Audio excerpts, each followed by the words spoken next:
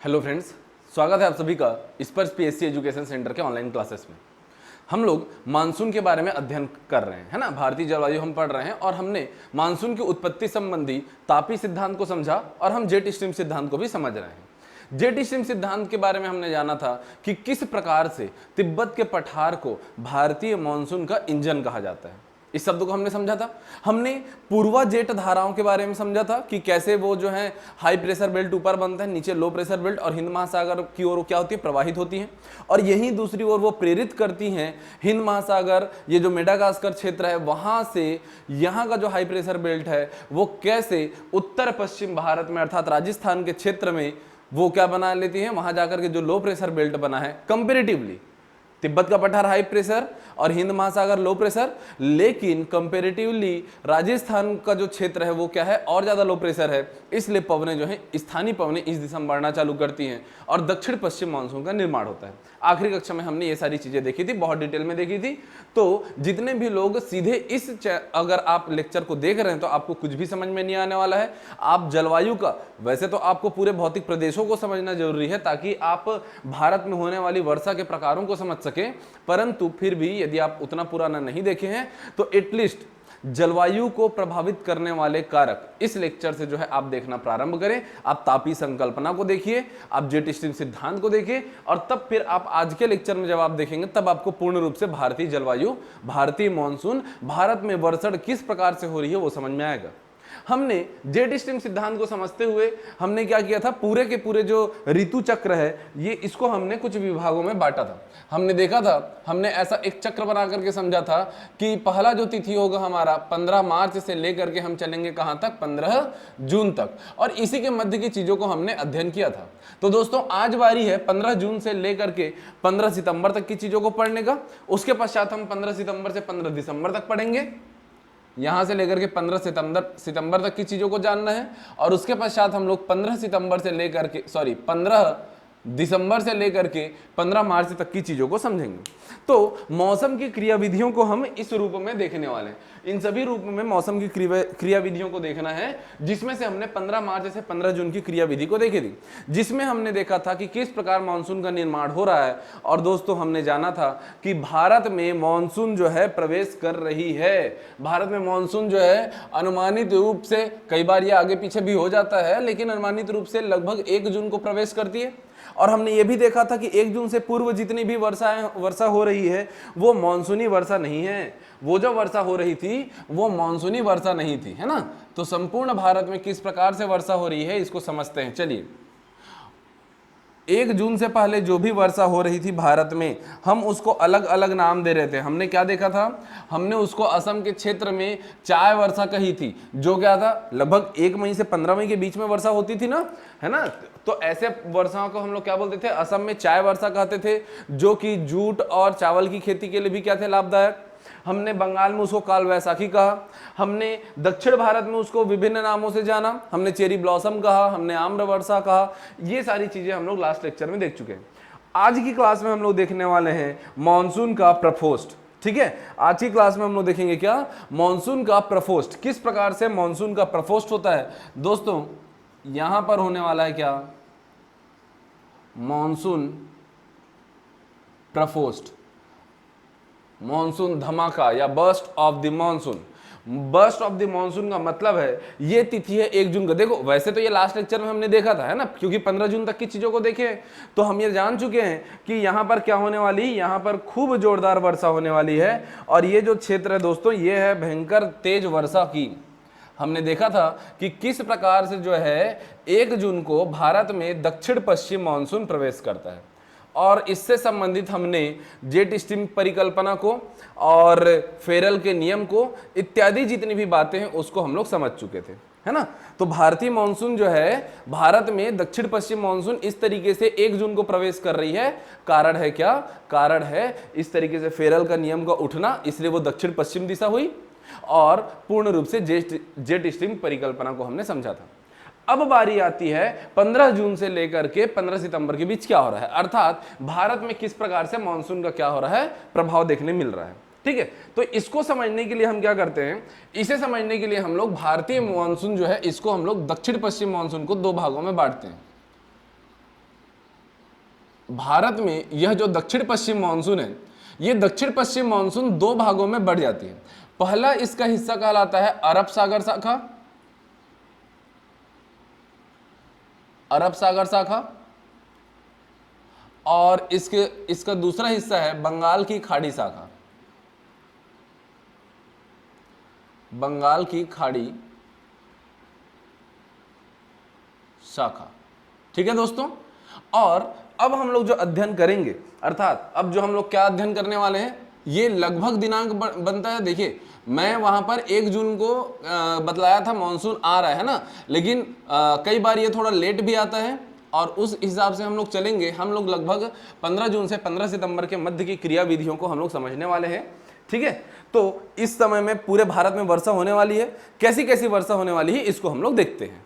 अच्छा, और यहां पर हम क्या करते हैं, हम ये जो अरब सागर शाखा और बंगाल की खाड़ी शाखा है, तो इन दोनों को हम जो है और इसके उप शाखाओं में भी बांटेंगे। हम देखेंगे कि अरब सागर जो शाखा है ये पश्चिमी घाट की उप शाखा, पश्चिमी घाट की उप शाखा लिखिएगा। दूसरा नर्मदा तापी उप शाखा। देखिए दोस्तों, ये याद करने की आवश्यकता नहीं पड़ेगी आपको, मैं आपके प्रॉपर नोट्स बने इसलिए ऐसा लिखवा रहा हूं, आपकी कॉपी में रहे। अभी मैं बतलाऊंगा आपको, ये पूरा स्पष्ट हो जाएगा। नर्मदा तापी उप शाखा, और दूसरा लिखेंगे, तीसरा लिखेंगे आप यहां पर गुजरात की उप शाखा, गुजरात की उप शाखा। वही बंगाल की खाड़ी शाखा में आप पाएंगे, बंगाल की खाड़ी शाखा में आप पाएंगे यहां पर आएगी पूर्वी घाट की शाखा, पूर्वी घाट की उप शाखा लिखिएगा। और दूसरे नंबर पे यहां पे लिखिएगा पूर्वोत्तर, पूर्वोत्तर हिमालय की उपशाखा है, पूर्वोत्तर राज्यों की उपशाखा, पूर्वोत्तर राज्यों की उपशाखा। चलिए देखते हैं दोस्तों कि आगे होने क्या वाला है। तो आगे ये होगा, अभी समझिए कि 1 जून को मानसून का प्रकोष्ठ तो हो गया कहां पर, यहां केरल के तट पर दक्षिण पश्चिम में। अब दक्षिण पश्चिम में जो मानसून प्रकोष्ठ हुआ है वह पश्चिमी घाट में पूर्ण वर्षा कराएगी, और ये जो पश्चिमी घाट में वर्षा कराएगी इसकी क्रियाविधियों को समझिएगा। समझिएगा यहां पर ये जो वर्षा होगी, यहां पर क्या है, तापी नदी से लेकर के, अच्छा ये जो पश्चिमी घाट है कहां से कहां तक विस्तारित है, हम पश्चिमी घाट पढ़ चुके हैं, है ना। हमने देखा था कि तापी नदी भ्रंश घाटी से लेकर के गुजरात में, तापी नदी भ्रंश घाटी से लेकर के नीचे पूरा कन्याकुमारी तक के क्षेत्र में, बीच में थोड़ा थोड़ा गैप है ना, पाल घाट, यहाँ पर भोर घाट, थाल घाट दर्रा, ऐसे सारे कुछ दर्रों के में गैप है, बाकी फिर पूरा इस तरीके से है ना। यहाँ पर नीलगिरी पर्वत है। तो देखो यहाँ पर होगा क्या कि इस क्षेत्र में फेरल के नियम के अनुसार यहाँ पर जब वर्षा आएगी तो पर्वतों से टकराने के कारण, समझिएगा बात को, ये हो गया हमारा समुद्री हिस्सा। यहाँ पर हम लोग इस तरीके से इसको अध्ययन करेंगे। तो यहाँ पर हम लोग पाते हैं कि ये तो नीचे हो गया भाई अपना समुद्री इलाका है ना, अरब सागर हो गया। अब यहाँ से मैदान चालू है, तो इस मैदान में जो है ये जो पवनें हैं वो इस तरीके से आएंगी। जब ये मैदानी हिस्से में प्रवेश करेंगी तो ये क्या होगा, इनकी ऊंचाई बढ़ती जाएगी, इनकी ऊंचाई बढ़ती चली जाएगी। और जब जब मानसूनी पवनों की ऊंचाई बढ़ती है तो क्या होता है, तब इसमें संघनन की प्रक्रिया क्या होती है, बढ़ जाती है। संघनन इसमें बढ़ जाती है और सापेक्ष आर्द्रता इसमें क्या होता है, बढ़ जाता है। क्यों सापेक्ष आर्द्रता बढ़ जाता है, सापेक्ष आर्द्रता में लिखता हूं, इसमें सापेक्ष आर्द्रता क्या होती है, बढ़ जाती है। सापेक्ष आर्द्रता क्यों बढ़ती है, क्योंकि जैसे जैसे हम क्षोभ मंडल में ऊपर की ओर जाते हैं, क्षोभ मंडल में ऊपर की ओर जाने पर तापमान होता है कम, और तापमान कम होने के कारण इनकी सापेक्ष आर्द्रता बढ़ जाती है। और सापेक्ष आर्द्रता बढ़ने के कारण ये क्या करती हैं, अपने अंदर की जो भी वाष्प हैं वो बादल का निर्माण करना आरंभ करती हैं, और ये बादल भारी होने लगते हैं, और गुरुत्वाकर्षण बल के कारण ये जो बादल हैं वो क्या करते हैं, यहाँ पर अपनी वर्षा की बूंदों को, जल की बूंदों को क्या करती हैं, छोड़ना आरंभ करती हैं। और यही कारण है कि पश्चिमी घाट में यहाँ पर खूब वर्षा होती है। क्या होती है, यहाँ पर खूब मात्रा में यहाँ पर वर्षा होना चालू। ठीक है, अब यहाँ पर आप पाएंगे कि इस संपूर्ण क्षेत्र में, यहाँ पर आप पाएंगे इस संपूर्ण क्षेत्र में, केरल के इस तट की मैं बात कर रहा हूं, इस संपूर्ण केरल कर्नाटक के पूरे क्या की बात कर रहा हूं, पश्चिमी घाट के पश्चिमी हिस्से की बात कर रहा हूं। पश्चिमी घाट के पश्चिमी हिस्से में हमेशा आप याद रखिएगा गिरिपाद प्रदेश में सबसे ज्यादा वर्षा होगी। अगर ये बिंदु नंबर 1 है और ये बिंदु नंबर 2 है जो समुद्र के करीब है, तो याद रखिएगा बिंदु नंबर 1 में अधिक वर्षा होगी बिंदु नंबर 2 के कंपैरिजन में। हमेशा वर्षा कहां पर ज्यादा होगी? वर्षा ज्यादा होगी गिरिपाद प्रदेश में। ये गिरिपाद प्रदेश है, यहां पर ज्यादा वर्षा होगी, और गिरिपाद प्रदेश से आप जैसे जैसे दूर जाते जाएंगे वहां पर वर्षा कम होगी। तो नोट डाउन करके लिखिएगा, पश्चिमी घाट में पश्चिमी घाट के पश्चिम की ओर जाने पर, पश्चिमी घाट में पश्चिम की ओर जाने पर गिरिपाद प्रदेश में अधिक वर्षा होती है। यह हमारा गिरिपाद प्रदेश कहलाएगा, और तटीय क्षेत्रों में वास्तव में कम वर्षा होती है। इसके कंपैरिजन में, वन के कंपैरिजन में क्या होती है? कम वर्षा होती है। ठीक है, अर्थात यहां पर हम पाते हैं कि जब ये पवनें अंदर की ओर जा रही हैं, अंदर की ओर मतलब कि अगर आप देखोगे दिशा, तो ये वेस्ट से ईस्ट की ओर जा रही है ना, वेस्ट से ईस्ट की ओर जा रही है। तो वेस्ट से ईस्ट की ओर जाने पर इनकी वर्षा की मात्रा क्या हो रही है? अधिक हो रही है। पश्चिम से पूर्व की ओर जाने पर वर्षा की मात्रा क्या हो रही है? अधिक हो रही है। लेकिन अब इसी बात को थोड़ा सा आगे बढ़ाते हैं, जब ये पवनें यहां को क्रॉस करके आगे बढ़ती हैं, इसको क्रॉस करके आगे बढ़ती हैं, अर्थात मैं बात कर रहा हूं यहां से ये जो मानसूनी पवनें हैं वो थोड़ा सा आगे की ओर जाएंगी। क्या ये जा पाएंगी? वैसे तो ये नॉर्मली बहुत कम जा पाती हैं, लेकिन अगर ये इस तरीके से पहुंचेंगे भी, अगर ये इस तरीके से अगर पहुंच भी गई तो क्या होगा? तो ये क्या होंगी, ये जो है क्षोभ मंडल में नीचे की ओर आने लगेंगी, और क्षोभ मंडल में नीचे की ओर आने लगेंगी तो एडियाबेटिक दर से इनके ताप में क्या होगा? वृद्धि होगा। यहां एडियाबेटिक दर से ताप में कमी हुई थी, संघनन की प्रक्रिया अधिक बढ़ी थी, लेकिन यहां पर एडियाबेटिक दर से क्या होगी? ताप में कमी होगी। और आपको याद होगा, ये मैंने पहले लेक्चर में, जलवायु के पहले लेक्चर में बतलाया था, एडियाबेटिक ताप वृद्धि क्या होता है, एडियाबेटिक दर से ताप में कमी क्या होता है। और यहीं पर हम समझ चुके थे कि इसीलिए पर्वतों के पीछे की ओर मानसून जिस तरफ से आ रहा है उसको मैं पर्वत का सामने का हिस्सा कहूंगा, और मानसून जिधर आगे बढ़ रहा है उसको मैं पर्वत का पिछला हिस्सा कहूंगा। तो पर्वत के पीछे की ओर अर्थात ये वाला जो हिस्सा है ये वृष्टि छाया प्रदेश रह जाता है। ये हिस्सा क्या रह जाता है? ये हिस्सा वृष्टि छाया प्रदेश रह जाता है, वृष्टि छाया प्रदेश। ठीक है, इस क्षेत्र में क्या होता है? इस क्षेत्र में क्या होगी? इन क्षेत्रों में क्या होगी? कंपैरेटिवली वर्षा कम होगी। और अब जैसे जैसे ये जो पवनें हैं वो पश्चिम से पूर्व की ओर जाएंगी, इनकी वर्षा की मात्रा क्या होती जाएगी? और भी कम होते जाएगी।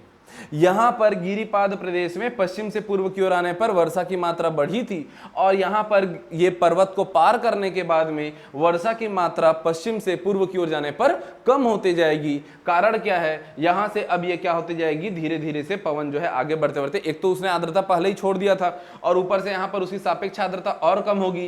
क्यों? क्योंकि तापमान बढ़ जाएगा, इसलिए पवनें सीधे सीधे आगे अपनी ओर आगे जो है अपनी बढ़ती चले आएंगी। किसी को यहां पर कोई दिक्कत नहीं होनी चाहिए। ऐसे क्वेश्चन जो है आपके एग्जाम में पूछे जाते हैं, पवनों की दिशा के अनुसार में वर्षा के बारे में बतलाइए कि वर्षा कम होगी या अधिक होगी। एकदम क्लियर कट इस बात को समझ लीजिएगा। और वृष्टि छाया प्रदेश का कॉन्सेप्ट तो आप पहले भी समझे थे, आज आपका रिवीजन हो चुका है। क्यों? ये क्षेत्र क्या है? वृष्टि छाया प्रदेश है। यहां पर एक शब्द बिल्कुल लिखिएगा, यहां पर क्या होता है? एडियाबेटिक दर से ताप में वृद्धि।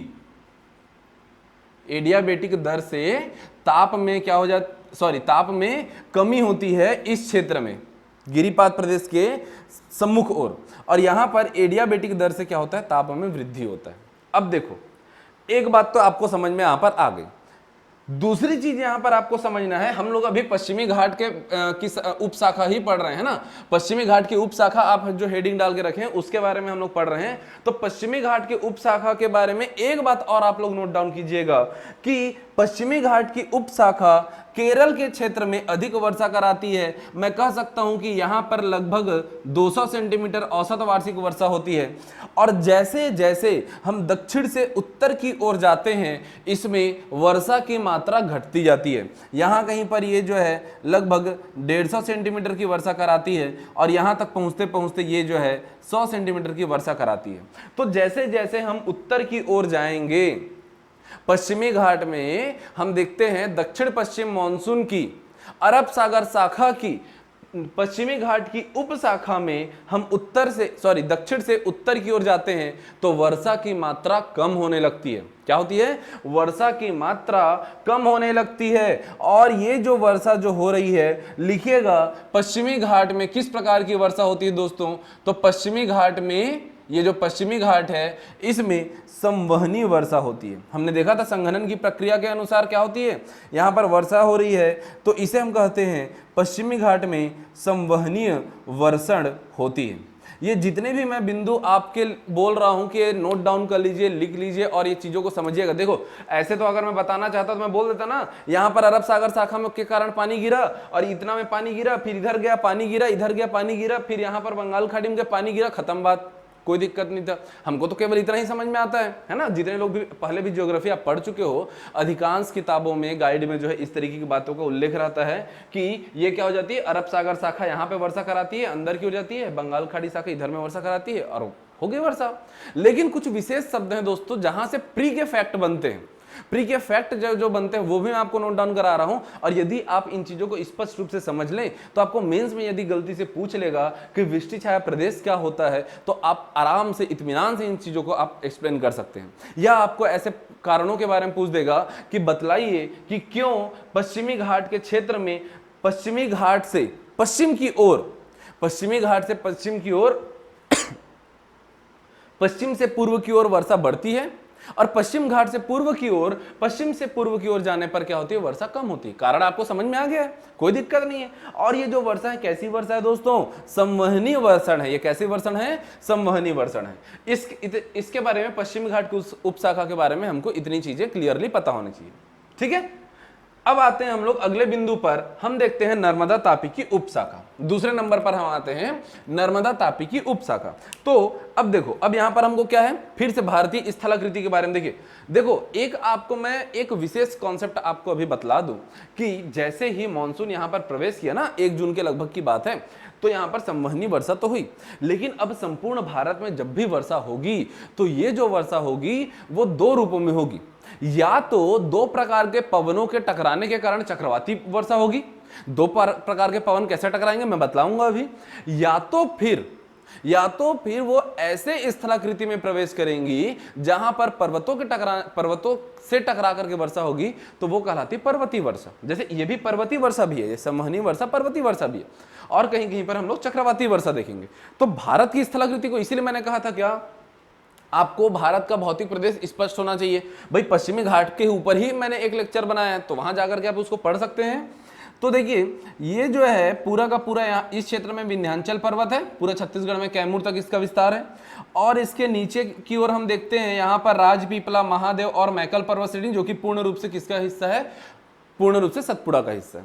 तो इस क्षेत्र में हम पाते हैं कि नर्मदा तापी की उपशाखा, नर्मदा नदी यहां कहीं पर, तो मैं इस दिशा में बना लूं, और ये है क्या, तापी। यही अरब सागर की शाखा अब देखिए यहां पर भारत के पठारी हिस्से में प्रवेश करती है। और भारत के पठारी हिस्से में कहां से प्रवेश करती है, नर्मदा तापी नदी के भ्रंश घाटियों से ये प्रवेश करती है। ये छोटा नागपुर के पठार तक पहुंच जाती है, ये यहां पर नागपुर, छत्तीसगढ़, दंडकारण्य के क्षेत्र तक पहुंच जाती है। ठीक है, तो हम ये पाते हैं कि नर्मदा तापी की उपशाखा जो है इस तरीके से भारत में प्रवेश करती है। और यहां पर हम देखेंगे कि इसमें वर्षा की मात्रा पश्चिम से, ये देखो ये पश्चिम का क्षेत्र से पूर्व की ओर जाने पर वर्षण की मात्रा क्या होती है, कम होते जाती है। वर्षण की मात्रा क्या होती है, कम होती जाती है। उसका कारण साफ है दोस्तों, यहां पर इसके पास आर्द्रता अधिक होगी समुद्र के किनारे। अब ये वर्षा कराते जाएगी, मतलब इसकी आर्द्रता कम होते जाएगी, और आर्द्रता कम होगी तो आगे चल के वर्षण क्या होगी, कम होगी। ठीक है, आगे चल के वर्षण क्या होगी, कम होगी। तो ये क्षेत्र का हमने वर्षण के बारे में देखा। अब देखिए ये जो क्षेत्र यहां पर लगभग 100 सेंटीमीटर के आसपास का क्षेत्र बनता है ये, तो इस क्षेत्र में वर्षा होती है। परंतु अभी हम लोग यहां से घूम करके आए नहीं है, है ना, वो कॉन्सेप्ट हम लोग देखेंगे। लेकिन आप सभी को पता है कि बंगाल की खाड़ी शाखा यहां पहुंचेगी और वापस आएगी। वास्तव में ये जो संपूर्ण क्षेत्र है वास्तव में मालवा का पठार, यहाँ पर ऊपर में हम देखते हैं क्या हमारा बघेलखंड बुंदेलखंड का पठार, फिर छोटा नागपुर पठार, नीचे में दंडकार पठार, तेलंगाना पठार, ये जो हिस्सा है दोस्तों यहाँ पर अरब सागर शाखा और बंगाल की खाड़ी शाखा दोनों के आकर के टकराने से और दो प्रकार के पवनों के आकर के टकराने से चक्रवात का क्या होता है, निर्माण होता है। चक्रवात वो नहीं जो मैं आपको यहां पर अलग से पढ़ाने वाला हूं, ध्यान रखिएगा। चक्रवात का मतलब क्या है? देखो, चक्रवात को आप लोग ऐसा मत समझिएगा कि भयंकर वो समुद्र में उठेगी, चक्रवात की आंख होगी और वो बहुत बड़ी बड़ी होंगी, ऐसा नहीं। चक्रवात शब्द को समझिए, यहां पर वात का मतलब होता है क्या? वायु।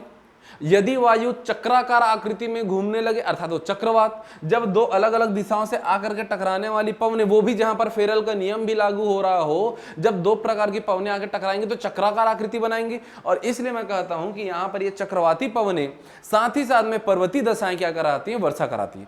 तो मैं इस क्षेत्र की वर्षा को, जैसे मैंने यहां पर संवहनीय वर्षा का नाम दिया था, है ना, तो यहां पर नहीं भाई मैंने नहीं दिया था, मैंने आपको बतलाया था, ठीक है, नाम तो बड़े बड़े विद्वान देते हैं।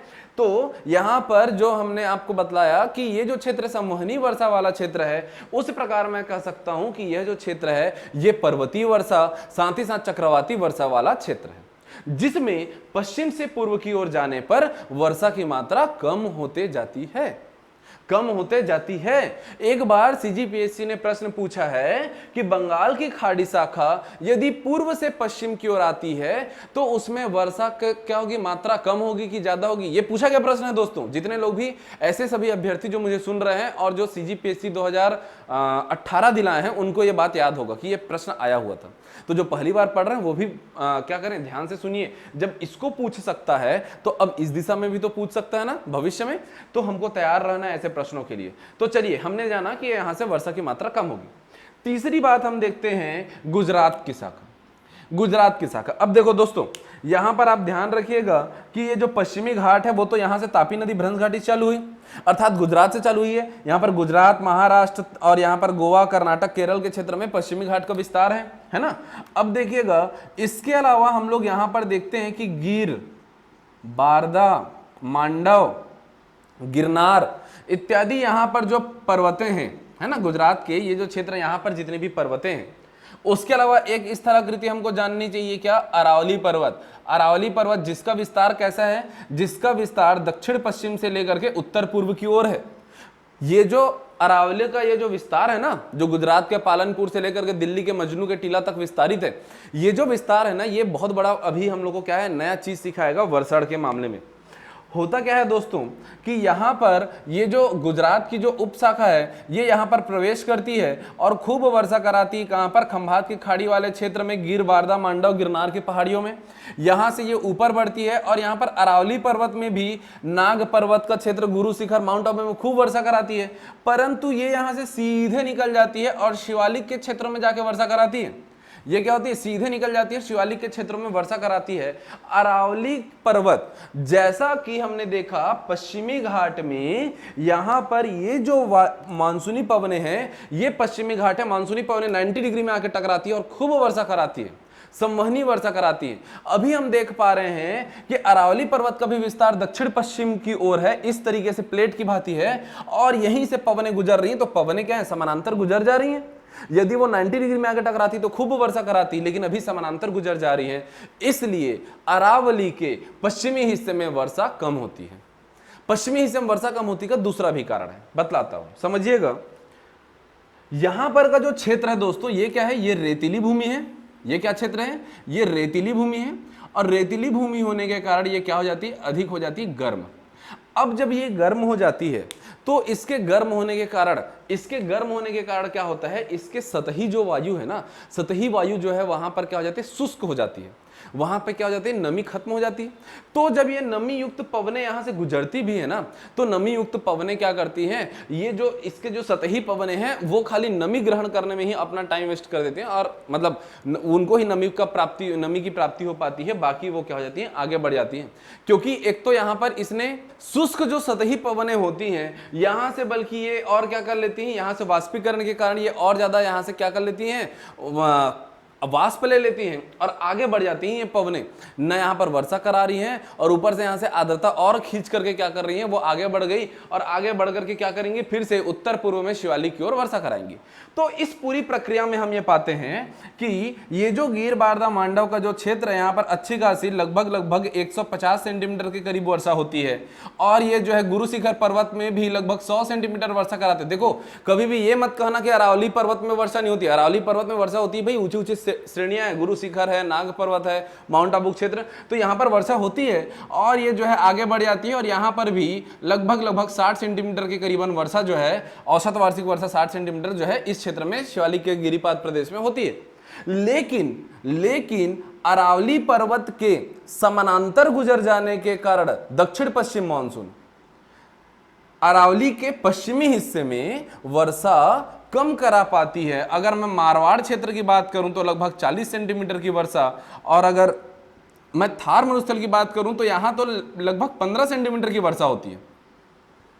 इतनी कम वर्षा, देख रहे हो यहां पर 200 सेंटीमीटर से भी ज्यादा वर्षा हो रही है और यहां पर राजस्थान, और हमने कल क्या देखा था, लास्ट क्लास में हमने क्या देखा था, यही वो बेचारा है जिसकी वजह से क्या, हाँ बेचारा, यही वो बेचारा है जिसकी वजह से क्या हो रहा है, यहाँ पर उच्च ताप और निम्न दाब का क्या बन रहा है, कंडीशन बन रहा है और इसी के कारण ये दक्षिण पश्चिम मानसून जो है ऊपर की ओर आया, लेकिन यहाँ पर जब पहुंचा वर्षा नहीं मिला। तो इसके साथ क्या हो जाता है, इसके साथ इतना बड़ा धोखा, इसी ने बुलाया और इसी को नहीं मिला। ठीक है, तो यहां पर हम देखते हैं दो कारणों से, एक तो अरावली के समानांतर गुजर जाने के कारण और दूसरा रेतीली भूमि होने के कारण, शुष्क क्षेत्र होने के कारण यहां पर किसी भी प्रकार का क्या होती है, वर्षण नहीं होती है, यहां पर वर्षण नहीं होती। परंतु देखिए अभी के क्षेत्र, अभी वर्तमान कंडीशन, ये तो मैं आपको स्टैटिक जो चीजें हैं वो बतला रहा हूं, लेकिन अभी वर्तमान में क्या हो रहा है, वर्तमान में इंदिरा नहर परियोजना के कारण ये जो यहाँ पर राजस्थान में श्री गंगानगर वाला जो क्षेत्र है ना, जैसलमेर वगैरह वाला जो क्षेत्र है, यहाँ पर अच्छी खासी खेती हो रही है, साथ ही साथ में अभी वृक्षारोपण यहाँ पर अधिक हो रहा है, अर्थात ये जो मरुस्थली जो क्षेत्र है ना उसमें कमी आ रहा है और यहाँ पर भी हरियाली जो है ज्यादा आ रही है।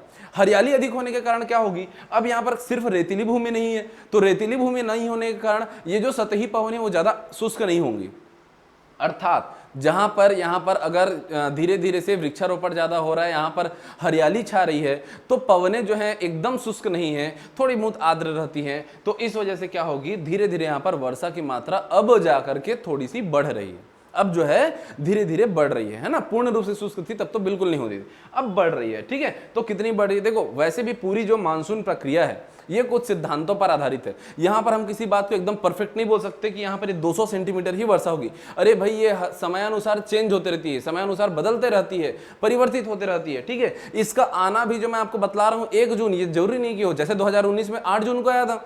ठीक है, तो इस तरीके से परिवर्तित होते रहती है। तो अभी हमने समझा अरब सागर शाखा को पूर्ण रूप से पश्चिमी घाट, नर्मदा तापी, पश्चिमी घाट की उपशाखा, नर्मदा तापी की उपशाखा और गुजरात की उपशाखा कौन किस दिशा में जा रही है और कैसे वर्षा का क्या मात्रा क्या हो रही है, कम या ज्यादा हो रही है, ये सारी चीज हम लोग समझ चुके हैं। यहां पर आप क्या कहोगे, इसके लिए क्या कहोगे कि पश्चिमी घाट अरब सागर शाखा की गुजरात की उपशाखा क्या होती है, वह उत्तर पूर्व की ओर जाते जाते, दक्षिण पश्चिम से उत्तर पूर्व की ओर जाते जाते वर्षा की मात्रा इसमें कम होने लगती है। वर्षा इसमें क्या होती है, कम। देखो मैं स्पेशली लिख भी दिया हूं कैसे कम, खास करके इस क्षेत्र में बहुत ही कम वर्षा। आइए दोस्तों अब हम लोग पढ़ते हैं यह बंगाल की खाड़ी शाखा। तो बंगाल की खाड़ी शाखा के अनुसार क्या क्या होने वाला है देखते हैं। ठीक है, बंगाल की खाड़ी शाखा मैं इसी डायग्राम में बना देता हूं। अगर आप अपने कॉपी में थोड़ा और अच्छे से फ्रेश चाहते हैं तो आप नया डायग्राम बनाइए और वहां पर इसको बनाते जाइएगा। ठीक है, लेकिन मुझे उम्मीद है कि आप लोग इसी डायग्राम में मेरे साथ साथ समझ जाएंगे। ये देखो, ये जो दक्षिण है वह वास्तव में थोड़ा सा और नीचे ये होना चाहिए था। ये जो दक्षिण का जो क्षेत्र है, यहाँ पर श्रीलंका है, थोड़ा और नीचे है, बोर्ड के अनुसार मैं ऐसा बना दिया इसको। तो तमिलनाडु से थोड़ा सा ये नीचे की ओर दिखेगा क्या, श्रीलंका। अब देखिए समझिएगा इस बात को, जब उत्तर पश्चिम, ये जो है हमारा बंगाल की खाड़ी शाखा की जब बारे में बात करते हैं हम लोग, तो देखो दक्षिण पश्चिम मानसून जो है अब पूर्वी घाट में प्रवेश करेगी और पूर्वोत्तर राज्यों में। होता क्या है, यहां पर ये जो है दक्षिण पश्चिम से जो पवनें आ रही है ना, यहां से जो पवनें आ रही है इस तरीके से आ रही हैं, जो अंडमान निकोबार में सबसे पहले वर्षा कराती है। मैंने आखिरी क्लास में बताया भी था कि भारत में मानसून सबसे पहले प्रवेश कहां करती है, तो लोगों को लगता है कि केरल, लेकिन भारत में प्रवेश सबसे पहले कहां करती है, तो अंडमान निकोबार। बताना दोस्तों आप, बिल्कुल वहां होती है। भारतीय मुख्य भूभाग में केरल में सबसे पहले आती है। अब यहां पर जो है हम देखते हैं इस तरीके से जो है मानसून प्रवेश करने वाली है। यहां पर दक्षिण पश्चिम मानसून जो है पूर्वी घाट में इस तरीके से प्रवेश करती है।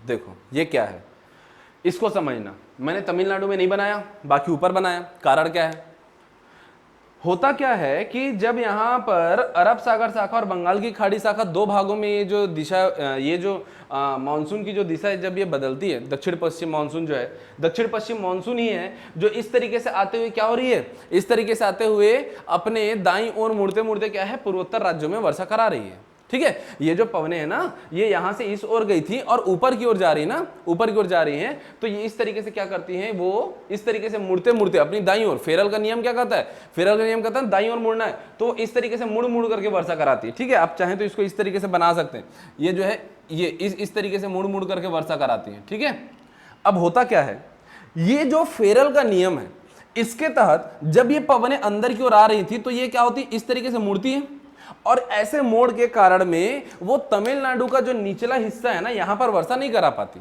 तमिलनाडु के नीचे का हिस्सा जो है वो जून से लेकर के सितंबर तक के लिए वृष्टि छाया प्रदेश की भांति कार्य करता है। तमिलनाडु के दक्षिणी हिस्से में, बिल्कुल मैं दक्षिणी हिस्सा बोल रहा हूं बार बार, तमिलनाडु के ऊपरी हिस्से में थोड़ी सी वर्षा होती है, पौंडीचेरी में वर्षा होती है, कावेरी नदी का जो तटीय क्षेत्र है और कावेरी नदी के घाटी से होते हुए वर्षा होती है। ठीक है, लेकिन तमिलनाडु का जो दक्षिणी हिस्सा है वहां पर वर्षा नहीं होती। कारण क्या है, स्पेशली लिखिएगा कि यहां पर ये जो दक्षिण पश्चिम मानसून की जो पवने हैं, बंगाल की खाड़ी की शाखा की जो पवने हैं, ये क्या करती हैं, ये जो है अपने मोड़ के अनुसार अपने स्पीड और ये जो घुमाव है उसको मेंटेन करने के चक्कर में यहां पर ये क्या है, पार हो जाती हैं, और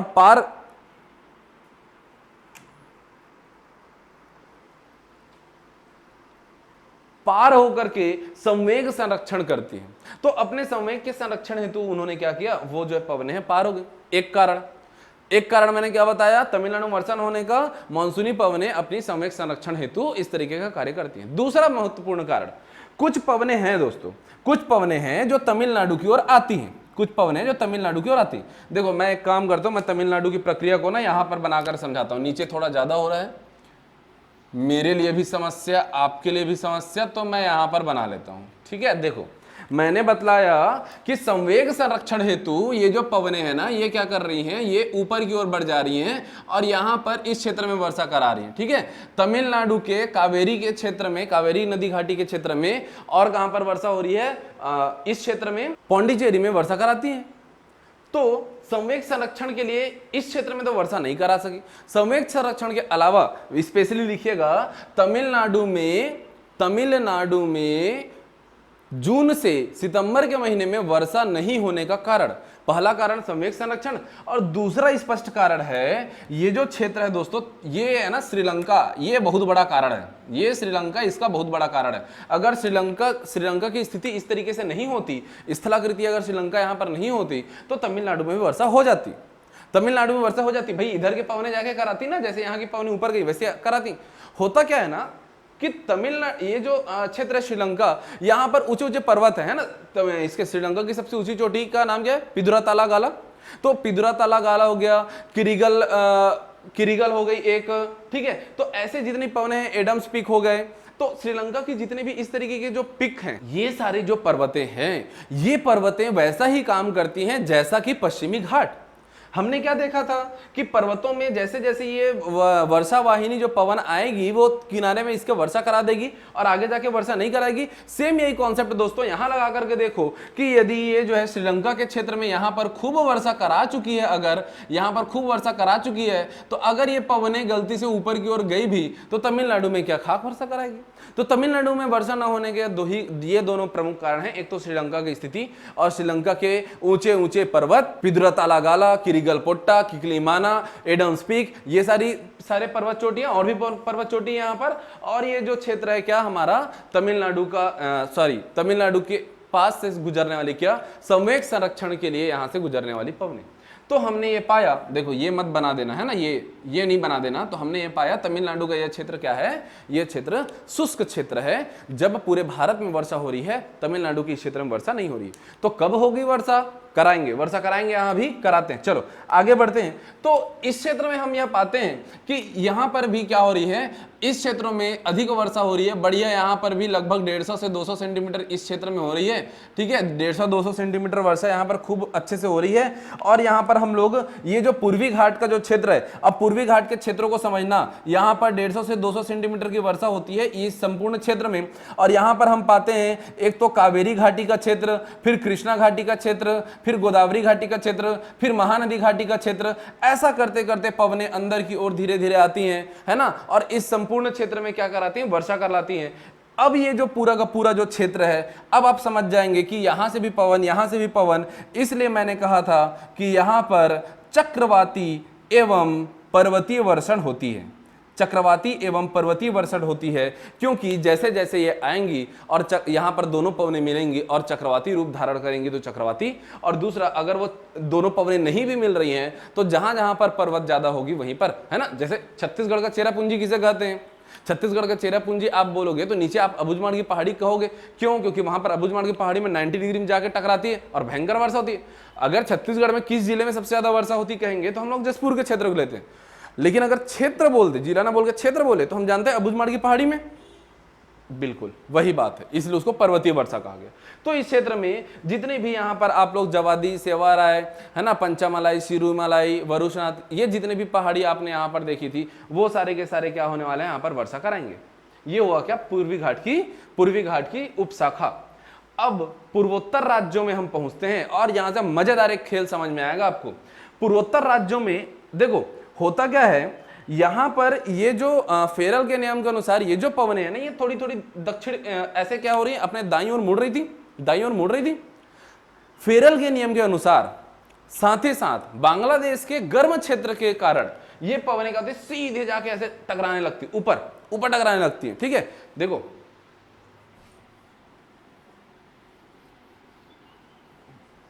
ऊपर टकराने लगती है जो मैं बोल रहा हूं ना, तो इस शब्द को हम लोग ना ऐसे हिमालय के थ्रू समझ लेते हैं। भाई हिमालय का विस्तार हम जानते हैं, नंगा पर्वत से लेकर के ये क्षेत्र में नामचा बरुआ पर्वत तक है, यहाँ कहीं पर नामचा बरुआ पर्वत है, और उसके पश्चात ये अराकान योमा के नाम से नीचे गिर जाती है। यहाँ पर हम पटकोई बूम के नाम से जानते हैं, हम यहाँ पर जानते हैं क्या, डाफला, मीरी, अबोर, मिश्मी को, ठीक है। यहां पर हम लोग मिकिर और रेंगमा को जानते हैं, हम यहां पर गारो, खासी, जयंतिया को जानते हैं, हम यहां पर लुशाई की पहाड़ी को जानते हैं, मड़ी की पहाड़ी को जानते हैं, ये सारी पहाड़ी, नागा पहाड़ी जानते हैं। देखो भौतिक प्रदेश पूरा फटाफट से ऐसे याद आना चाहिए आपको, ठीक है। जब मैं जैसा ऐसा बोला आपको पूरा याद आना चाहिए। इसके अलावा आपको याद आना चाहिए कि ये क्या है, ये है ब्रह्मपुत्र नदी घाटी, ब्रह्मपुत्र नदी घाटी का क्षेत्र है ये, और ये जो है सुरमा नदी घाटी का क्षेत्र है, सुरमा नदी घाटी का क्षेत्र। अरे सुरमा नदी वही तो बराक नदी या वही तो मेघना नदी जो गंगा और ब्रह्मपुत्र में जाकर के मिल जाती है, ठीक है, वो वहां पर मिल जाती है और आगे चल के वो मेघना ही कहलाती है। उसी मेघना का एक और नाम सुरमा है, तो इसलिए इसको सुरमा नदी घाटी क्षेत्र कहते हैं, इसे ब्रह्मपुत्र नदी घाटी क्षेत्र कहते हैं। अब देखो मजे लो, अब मस्त पढ़ने का मजा लो। होता क्या है, यहां पर ये जो बांग्लादेश का जो क्षेत्र है ना, ये बांग्लादेश के क्षेत्र में बेसिकली रेतीली, बलुई मिट्टी और चिकनी मिट्टी पाई जाती है, क्योंकि यहां पर आप देखोगे पूरा का पूरा डेल्टा क्षेत्र है, ठीक है। तो नदियों के द्वारा इस पूरा चिकनी मिट्टी का क्षेत्र इसको बना दिया गया गा दलाला करके, साथ ही साथ में छोटे छोटे महीन कण हैं रेत के। तो ये जो है बलुई चिकनी मिट्टी का क्षेत्र है बांग्लादेश। ये जो मिट्टी है ना बहुत जल्दी गर्म होती है, जैसे यहाँ पर रेतीली बहुत जल्दी गर्म हुई थी, तो बांग्लादेश का क्षेत्र भी ना बहुत जल्दी गर्म होती है। और बांग्लादेश के अत्यधिक गर्म होने के कारण ही बंगाल की खाड़ी की पूर्वोत्तर राज्यों वाली जो उपशाखा है वो बहुत तीव्र गति से ऐसा अपने दाईं ओर मुड़ते हुए बांग्लादेश में प्रवेश करती है। भूख इसकी ज्यादा थी, बांग्लादेश की भूख ज्यादा थी, उसने इसको बुलाया। लेकिन बांग्लादेश के सबसे ऊंची चोटी का नाम बताइए। जैसे हमने श्रीलंका का देखा था पिदुरा तालागाला, वैसे बांग्लादेश सबसे ऊंची चोटी का जब आप नाम खोजेंगे आपको कुछ नहीं मिलेगा। बांग्लादेश दोस्तों पूरा का पूरा क्या है, डेल्टाई क्षेत्र है। कहां का ऊंचा चोटी, तो इसने भूख ज्यादा है करके इसको पवनों को बुलाया तो, लेकिन उच्चावच की कमी के कारण, पर्वतों की कमी के कारण यहां पर ये जो है नहीं रुकती और जाके टकराती सीधे मेघालय में शिलांग के पठार में उपस्थित गारो, खासी, जयंतिया में। और गारो खासी जयंतिया में टकरा के यहाँ पर खूब वर्षा कराती है, भयंकर वर्षा कराती है। और इसीलिए तो आप पढ़ते हो, क्या पढ़ते हो कि पूरे विश्व में, केवल भारत में ही नहीं पूरे विश्व में सबसे ज्यादा वर्षा कहाँ होती है, तो वो होती है कहाँ पर, मौसिनराम में, चेरापूंजी में। पहले चेरापूंजी में ज्यादा था, फिर मौसिनराम, अभी वर्तमान में फिर से चेरापूंजी है। ठीक है, तो 1080 सेंटीमीटर तक का यहाँ पर नोट डाउन किया गया था, अभी 1144 तक का भी यहाँ पर रिपोर्ट आता है। देखो बताता हूँ, वो चीज भी बताता हूँ क्यों होता है, बताता हूँ। पहले यहाँ पर प्रक्रिया को समझते हैं। तो हमने अभी कहा कि ये जो बंगाल की खाड़ी की पूर्वोत्तर राज्यों की उपशाखा है, जो यहां से जाकर के खूब तेज वर्षा कराती कहां पर, गारो खासी जयंतिया में, और गारो खासी जयंतिया में टकरा करके, अब देखो यहां पर अब फेरल का नियम जाए भाड़ में, फेरल के नियम का पूर्ण रूप से उल्लंघन करते हुए ये क्या करती हैं, सिर्फ पर्वतीय क्षेत्रों में पर्वतों का अनुसरण करते हुए अब ये आगे बढ़ेंगी। पर्वतों ने जैसा मार्ग इसको दिया, अब वो वैसे मार्ग में चलेगी। गारो खासी जयंतिया से टकरा करके ये खूब वर्षा कराती कहां पर, सुरमा नदी घाटी में। और सुरमा नदी घाटी के अलावा ये कोड़ी संरचना, जिसको हम लोग कहते हैं क्या, हिमालय का हेयर पिन टर्न, जो हम लोगों ने देखा था, है ना, यहाँ पर दक्षिणवर्ती मोड़ लिया है, पूरा हिमालय क्या है, ऐसे घेरे हुआ है ना पूरा, यहाँ पर हेयर पिन टर्न लेकर के अराकानियोमा पर्वत बन जाती है, और इधर से क्या, हिंदू कुश पर्वत बन जाती है, ये वाला क्षेत्र में हिंदू कुश पर्वत बन जाती है।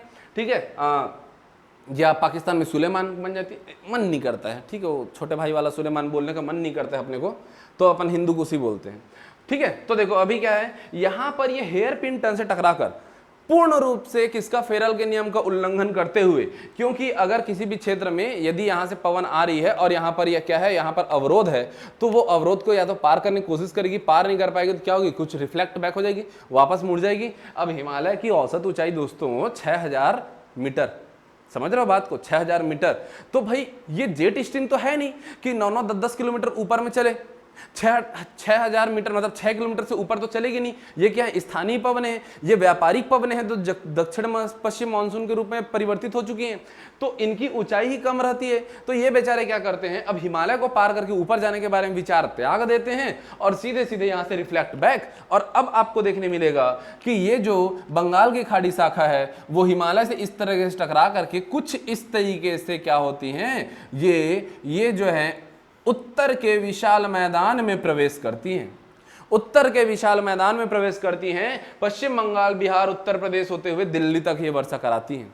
ठीक है, तो हमने क्या देखा, हमने देखा बंगाल की खाड़ी की शाखा जो पहले पूर्वोत्तर राज्य पूर्वी घाट में वर्षा कराई, फिर पूर्वोत्तर राज्यों में वर्षा कराई, पूर्वोत्तर राज्यों में ये गारो खासी जयंतिया शिलांग के पठार में वर्षा कराती है, सुरमा नदी घाटी में वर्षा कराती है, ब्रह्मपुत्र नदी घाटी में वर्षा कराती है, और हिमालय से टकरा करके वापस आते हुए पश्चिम बंगाल में, बिहार में, उत्तर प्रदेश में, दिल्ली में वर्षा कराती है। ये सारी चीजें हमने यहाँ पर देखी, कैसे कैसे वर्षा कराती। अब फिर से दोबारा से रिवीजन करते हुए, नए चीजों को जोड़ते हुए, मैंने कहा था कि बांग्लादेश के अधिक गर्म होने के कारण यहां पर ये इसको तेजी से खींचती है, लेकिन शिलांग के पठार में गारो खासी जयंतिया में अधिक वर्षा कराती है।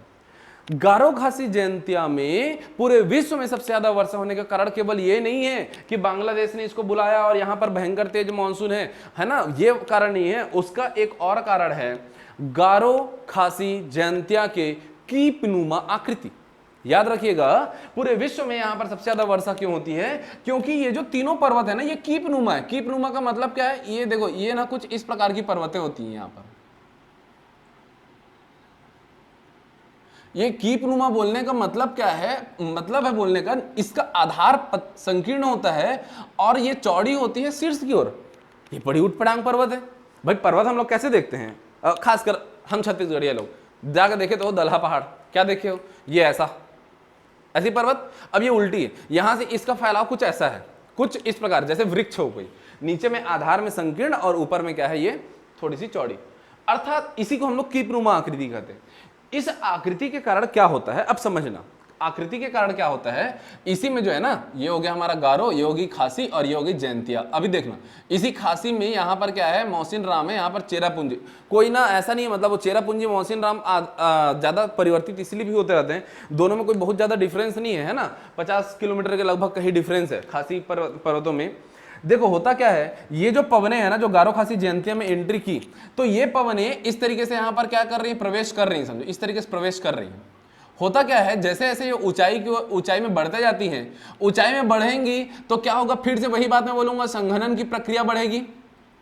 देखो इस क्षेत्र में क्या होता है, इस क्षेत्र में यहां पर ये जो संकीर्ण जो क्षेत्र है ना, यहां पर जो गैप है वो कम है। यहां पर के गैप कम होने के कारण वायु को विस्तार होने का, वो जो पवन है उनको विस्तार होने का मौका कम मिलता है, विस्तारित होने का मौका कम मिलता है, अर्थात वहां पर संघनन की प्रक्रिया ज्यादा होगी। यदि संघनन की प्रक्रिया ज्यादा हुई तो वो भारी भारी बादल बनाएंगे, और यदि वो भारी बादल बनाए तो गुरुत्वाकर्षण बल उनको रोक नहीं पाएगा। न्यूटन भाई साहब क्या समझा गए थे उनको, तो न्यूटन भाई साहब की इज्जत करते हुए, भले ही फेरल के नियम को धज्जियां उड़ चुकी हैं, लेकिन न्यूटन भाई साहब का क्या कर रहे हैं ये लोग, मजे लेते हुए वो क्या कर रही है, अब वहां से गिर जाती है। तो हमने क्या देखा, हमने जाना कि यहां पर ये जो पर्वत है, ये पर्वत क्या कर रही हैं कि प्लूमा आकृति होने के कारण बादलों को पार करने में मुश्किल पैदा कर रही हैं। उल्टा संघनन की प्रक्रिया बहुत ज्यादा हो रही है, जिसके कारण जब भी संघनन की प्रक्रिया अधिक होगी, सापेक्ष आर्द्रता जब बढ़ेगी तो बादल निर्माण प्रक्रिया तेज होगी, और वहां पर क्या होगी, भारी वर्षा होने लगती है।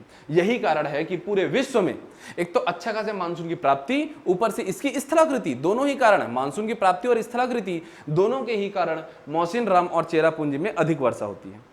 कुछ समय पहले कहा था, कुछ समय पहले तक हम लोग पढ़ते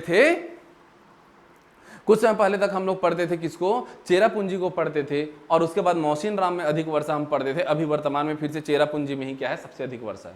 ठीक है, अगर आप लिखना चाहें तो यहाँ की औसत वार्षिक वर्षा पुरानी किताबों में आप देखेंगे 1080 सेंटीमीटर लिखा होता है, अभी जो है 1144 सेंटीमीटर भी यहाँ कहीं कहीं पर उल्लेख मिल रहा है। ये हर साल चेंज होते रहता है। अभी दोस्तों देखो जून का महीना चल रहा है, कुछ समय में फिर क्या हो जाएगी, यहाँ का नया रिपोर्ट आएगा, तो नए रिपोर्ट को आप लोग लिख लेना। और जब आप मेन्स लिखो, प्री में ऐसा कभी नहीं पूछेगा, ऐसा मत सोचना कि केरल में कितने सेंटीमीटर वर्षा होती है बताओ, लगभग मैं आपको बता देगा कि भाई लगभग इतना सेंटीमीटर, वो कभी नहीं पूछेगा इतने सेंटीमीटर वर्षा होती है, ऐसा नहीं पूछेगा। तो इस साल कितना है वो आप लोग न्यूज से देख करके आप बिल्कुल नोट डाउन कर लीजिएगा। हाँ, सीजीपीएससी 2019 में बिल्कुल पूछा था कि ये जो चेरापूंजी क्षेत्र है वो कहाँ है, चेरापूंजी कहाँ है, ऐसा पूछा था। मेघालय के क्षेत्र में है, शिलोंग के पठार के क्षेत्र में, ठीक है, खासी की पहाड़ी में, कुछ भी ऑप्शन दे सकता है। तो यहाँ पर खूब वर्षा के बारे में हमने जाना। अब यहां से ये जो है निकल करके दो भागों में बढ़ गई, एक तो सुरमा नदी घाटी की ओर आ गई और ब्रह्मपुत्र नदी घाटी की ओर चली गई। सुरमा नदी घाटी, ब्रह्मपुत्र नदी घाटी दोनों में ही ये प्रचुर मात्रा में वर्षा कराती है, और ये जो वर्षा है वो चावल की खेती के लिए बहुत ज्यादा क्या है, लाभदायक होती है। और इस क्षेत्र में वर्षा करा करके अब ये वापस आएगी तो क्या होगा, यहां पर हमने देख लिया 1144 सेंटीमीटर की वर्षा, विश्व में सबसे ज्यादा क्या है, विश्व की सबसे भारी वर्षा वहीं पर होती है, कारण भी हमने समझा। और इस क्षेत्र में भी यहां पर ये खूब वर्षा कराती है। अब देखो जो सीजीपीएससी का एक और प्रश्न था वो मैं बता रहा हूं कि ये जो बंगाल की खाड़ी शाखा है वह पूर्व से पश्चिम की ओर आते आते इसमें वर्षा की मात्रा कम होगी या अधिक, तो बिल्कुल कम होते जाएगी, क्योंकि हम इस ओर बढ़ रहे हैं। तो अब देखो इनको आर्द्रता नहीं मिलने वाली, समुद्र से जितनी आर्द्रता इसको लेना था ले लिया, फिर ये आगे बढ़ेगी। तो पश्चिम बंगाल में हम देखते हैं लगभग 200 सेंटीमीटर वर्षा, हम बिहार में देखेंगे लगभग 150 सेंटीमीटर वर्षा, हम यहाँ पर उत्तर प्रदेश की ओर आगे जाएंगे तो लगभग 100 सेंटीमीटर वर्षा, और दिल्ली तरफ बढ़ेंगे हम लोग तो लगभग हम देखते हैं यहाँ पर 70 सेंटीमीटर की वर्षा के आसपास में हम लोग देखते हैं। तो इधर से भी वही 60 सेंटीमीटर 70 सेंटीमीटर की वर्षा हो रही थी अरब सागर शाखा के कारण भी, और इधर से भी वही 60-70 सेंटीमीटर की वर्षा। ये सब औसतन मैं आपको बता रहा हूँ, समझाने के लिए बतला रहा हूँ कि किस प्रकार से वर्षा की मात्रा कम होते जाती है। इसी बात को, मात्रा को नहीं, इस बात को पूछा था कि ये जो है वर्षा की मात्रा क्या होती है, कम होती है। दोस्तों क्या होती जा रही है, कम होती जा रही है। ये क्षेत्र, इस क्षेत्र के बारे में हमको ये जानना था। दूसरी बात हमको यहां समझना है, अब यहां पर स्थलाकृतियों का ना भयंकर प्रभाव पड़ेगा। जैसे छोटा नागपुर का पठार का क्षेत्र है, यहां पर राजमहल की पहाड़ी है, यहां पर दंडकारण्य का क्षेत्र है पूरा।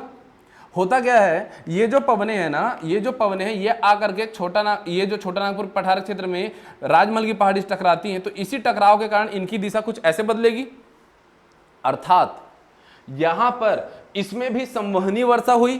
फिर से मैं वर्षा का प्रकार बताता हूं कि यहां पर संवहनीय वर्षा होगी, ये संवहनीय वर्षा होगी, और उसके पश्चात ये पूरी की पूरी क्या है, यहां पर चक्रवाती मत बोल देना, यहां पर पूर्ण रूप से क्या हो रहा है, यहां पर पूर्ण रूप से हो रहा है क्या, पर्वतीय वर्षा। चक्रवाती वर्षा दोस्तों इस क्षेत्र में होगी, ये पूरा क्षेत्र क्या होगा, चक्रवाती वर्षा का क्षेत्र कहलाएगा। ये पूरा क्षेत्र अभी पर्वतीय वर्षा, और ये फिर से संवहनीय वर्षा, और ये सभी क्षेत्र में पर्वतीय एवं चक्रवाती वर्षा होगी। इस क्षेत्र में पर्वतीय एवं चक्रवाती वर्षा होगी। और छत्तीसगढ़ में हम लोग स्पेशली पढ़ते हैं क्या, कि छत्तीसगढ़ में दक्षिण पश्चिम मानसून उत्तर पूर्व दिशा से प्रवेश करती है।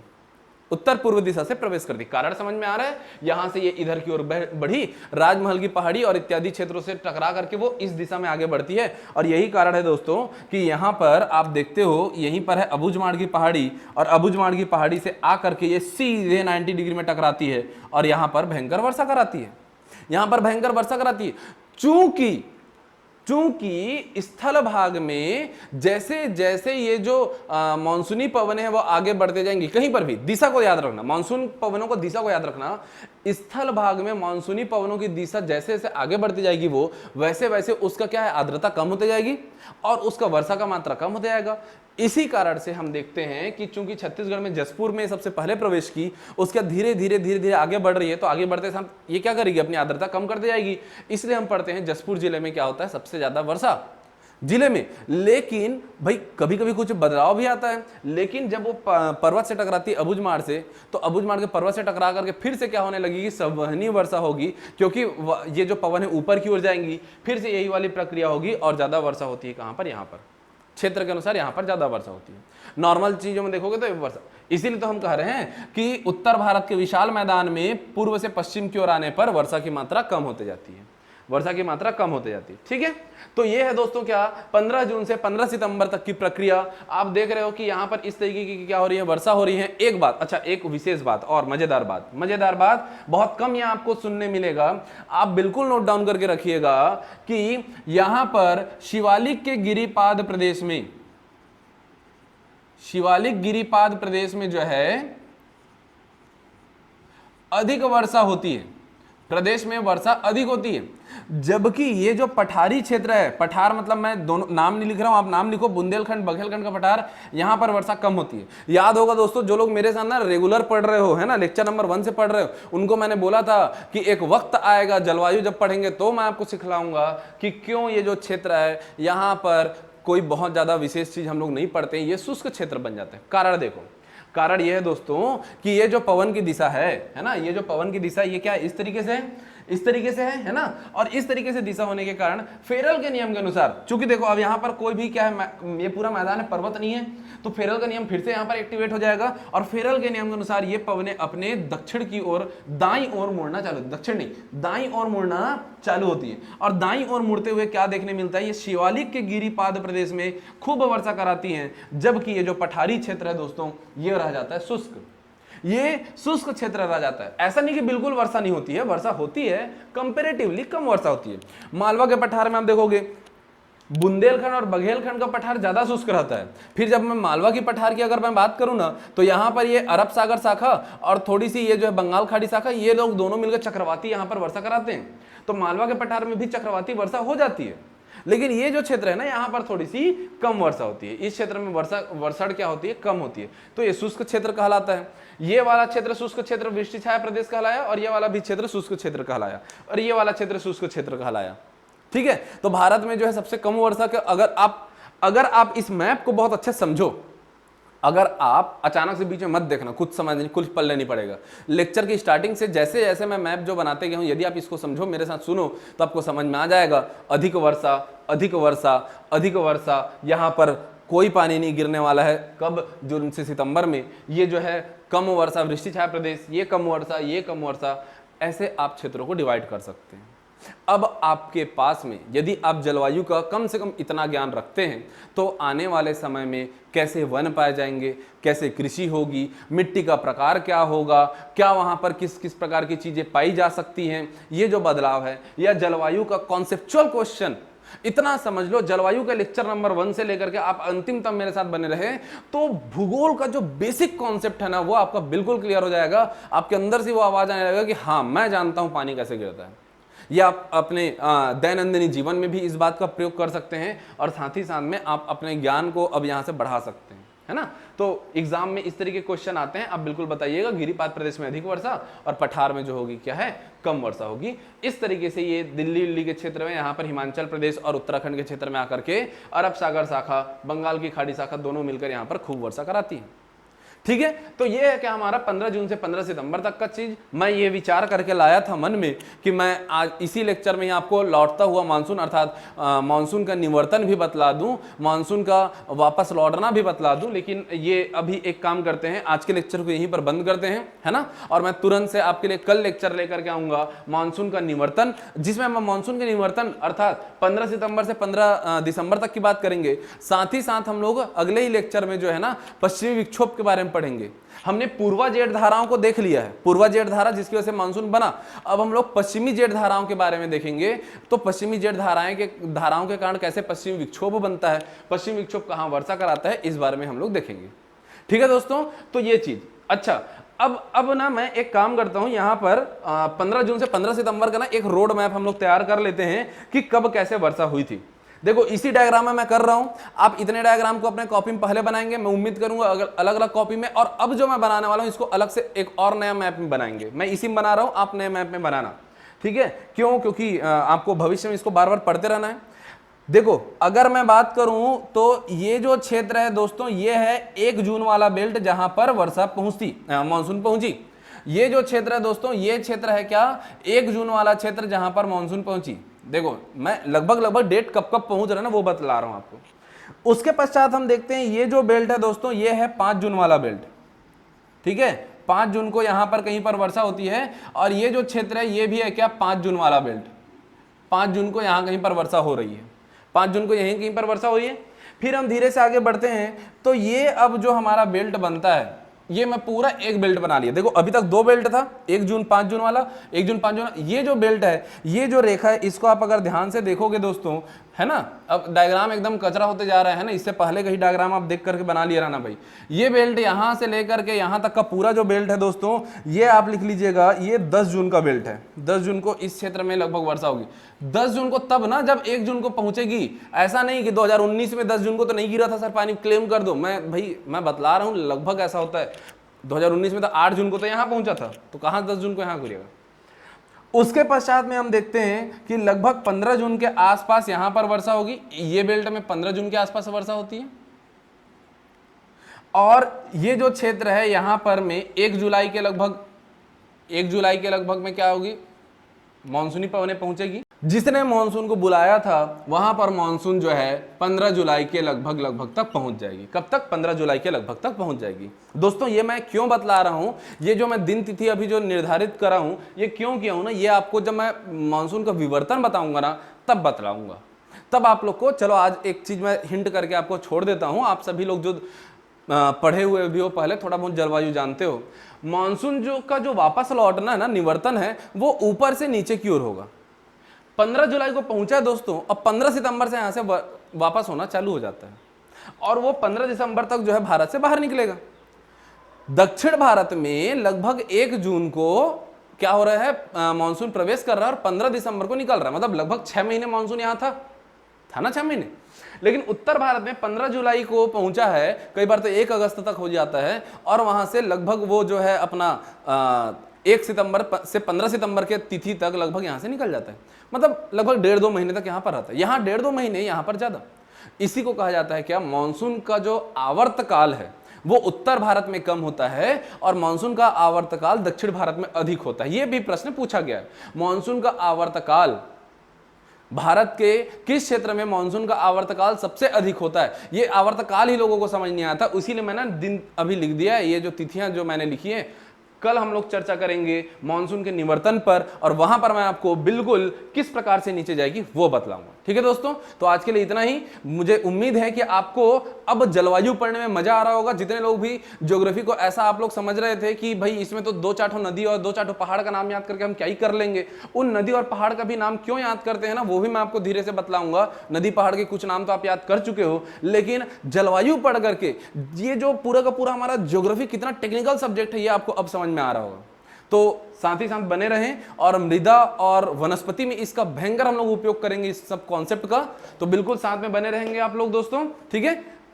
जो भी आपके मन में डाउट है इस संबंध में या और भी किसी भी चीज़ों के संबंध में, या जरूरी नहीं कि ज्योग्राफी, इतिहास से और भी किसी भी फिजिक्स से, किसी भी अन्य सब्जेक्ट से रिलेटेड आपके कोई भी डाउट है, नीचे में नंबर चल रहा होगा, वहां पर आप क्या करेंगे, कांटेक्ट कीजिए, अपने डाउट्स पूछिए, या हमारे टेलीग्राम ग्रुप में जुड़िए। टेलीग्राम ग्रुप में आप मैसेज करेंगे, वहां पर भी आपको रिप्लाई मिलेगा। व्हाट्सएप में पर्सनल भी मैसेज आप कर सकते हैं, पर्सनली क्वेश्चन पूछिए और अपना ज्ञान जो है परखते रहिए। ज्ञान परखना आप लोग मत छोड़िएगा।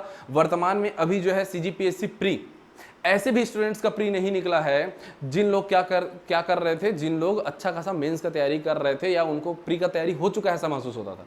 अब मुझे कोई पूछता है सर आप ज्योग्राफी में प्री पढ़ाएंगे कि मेंस पढ़ाएंगे, आप लोग निर्धारित करो मैंने अभी क्या पढ़ाया। मैं दोस्तों ज्योग्राफी पढ़ा रहा हूं आपको, मैं आपको जलवायु पढ़ा रहा हूं। प्री मेंस कुछ नहीं होता है, प्री के फैक्ट क्या आते हैं वो भी मैंने आपको बताया।